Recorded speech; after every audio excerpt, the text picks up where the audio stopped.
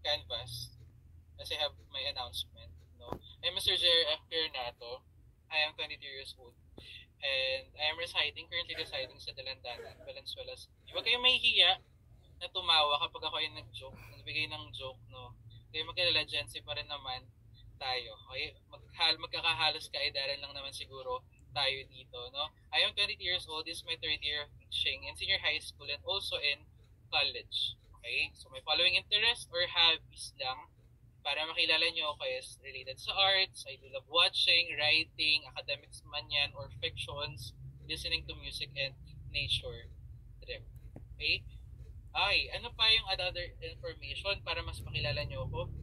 Ako po ay senior high school teacher dito sa OLFU Valenzuela. So, nagtuturo ako ng core and specialized subjects related sa social science and philosophy. Specialized subjects, specifically ng strand ng humanities and social sciences. So, baka meron sa inyo na naging estudyante ng OLFU from before or student ng humanities and social sciences, yung subject natin na may pagkakapareho po siya doon.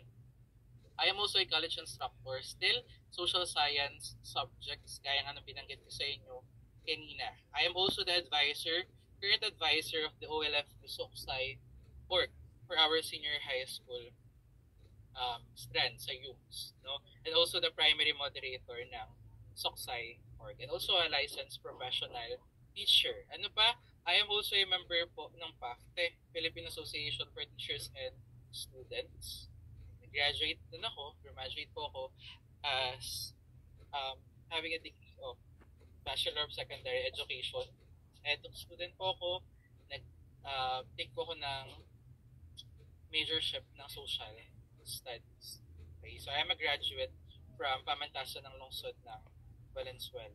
Okay, I am also the previous president of Samahan ng mga Scholar ng Araling Panlipunan para sa Bayan, wherein I also became a member, a creative committee head, and currently a faculty of Department of Social Science and Philosophy under the College of Arts and Sciences sa OLFU Valenzuela. Okay, so pinakilala ko din sarili ko kasi hindi din naman natin